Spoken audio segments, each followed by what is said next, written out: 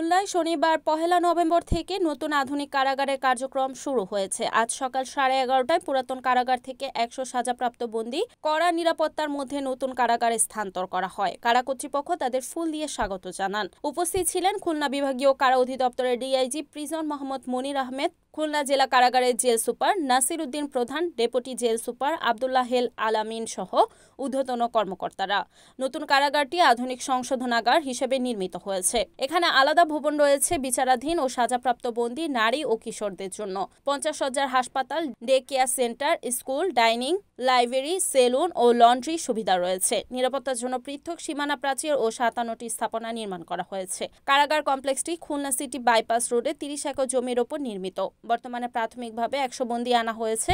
পরবর্তীতে জেলার 9 উপজেলার বন্দীরা এখানে রাখা হবে। বন্দীরা পুরাতন কারাগারে থাকবে, আর এখানে মেট্রোপলিটন এলাকার বাইরে বন্দীরা থাকবে। এখানে বন্দীরা খোলামেলা পরিবেশে ভালো থাকবে এবং আমাদের যে ধারণ ক্ষমতা অতিরিক্ত বন্দীরা কারাগারে থাকে অভিযোগটা আর খুলনায় থাকবে না। জি,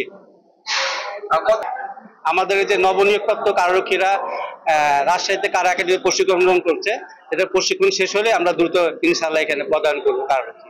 আমাদের এখানে মনে করেন হাসপাতাল আছে, সমাজসেবার অনেক প্রতিষ্ঠান আছে, কর্মসংস্থানের অনেক কাজ হবে এখানে, লাইব্রেরি আছে এবং ডে কেয়ার সেন্টার আছে। যারা মায়ের সাথে শিশু আসবে সেই ডে কেয়ার সেন্টারে থাকবে। এখানে অত্যাধুনিক সব সুবিধা দেওয়া হবে ইনশাল্লাহ। আমাদের সম্প্রতি নবনিয়োগপ্রাপ্ত কিছু কারারক্ষী রাজশাহী কারা একাডেমি প্রশিক্ষণ গ্রহণ করছে। প্রশিক্ষণ শেষ হলে আমরা দ্রুত প্রদান করবো। গভর্নমেন্টের বিষয়ে সরকার চিন্তা ভাবনা করছে, ইনশাল্লাহ যদি এটা সেন্টার কারাগার হয়ে যায় তাহলে সব বন্দী এখানে থাকবে। কিন্তু আমাদের ডিসিশন নেওয়া হয়েছে যে মেট্রোপলিটন বন্দীরা এক জায়গায় থাকবে আর মেট্রোপলিটন বাইরের এলাকার বন্দীরা এখানে থাকবে। তাহলে বন্দীরা নিজেরাই খুব ভালো থাকবে। ধারণ ক্ষমতা যে অতিরিক্ত বন্দী একটা আমাদের অভিযোগ থাকে, সেই অভিযোগটা আর খুলনায় থাকবে। Report Mamun Hasan, NN TV, Khulna.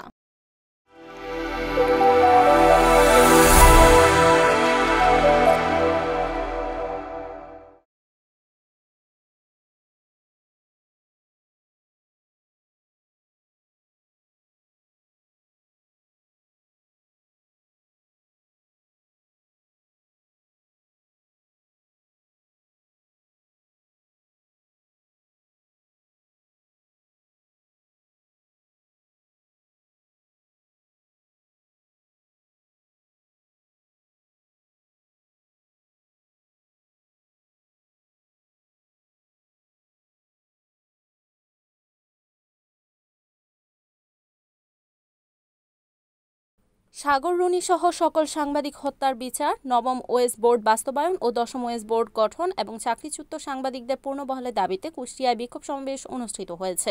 আজ সকাল 11টায় কুষ্টিয়া সাংবাদিক ইউনিয়নের আয়োজনে প্রেস ক্লাবের সামনে এই বিক্ষোভ সমাবেশ অনুষ্ঠিত হয়। কুষ্টিয়া সাংবাদিক ইউনিয়নের সভাপতি আব্দুর রাজ্জাক বাচ্চুর সভাপতিত্বে ও সাধারণ সম্পাদক অ্যাডভোকেট শামীমুল হাসান অপুর সঞ্চালনায় উক্ত কর্মসূচিতে কুষ্টিয়া এডিটর্স ফোরামের সভাপতি মজিবুল শেখ, সিনিয়র সাংবাদিক শামসুল আলম স্বপন, হাসান আলী সহ জেলায় কর্মরত বিভিন্ন প্রিন্ট ও ইলেকট্রনিক মিডিয়ার সাংবাদিকরা উপস্থিত ছিলেন। এ সময় বক্তারা বলেন, অতি দ্রুত সাগররুনি সহ সকল সাংবাদিক হত্যার বিচার এবং সাংবাদিকদের সর্বোচ্চ নিরাপত্তা দিতে হবে। নবম ওয়েস বোর্ড বাস্তবায়ন ও 10ম ওয়েস বোর্ড গঠন এবং চাকরিচ্যুত সাংবাদিকদের পূর্ণ বহাল করতে হবে। অন্যথায় সাংবাদিক সমাজ আরও কঠোর আন্দোলন কর্মসূচি দিতে বাধ্য হবে। রিপোর্ট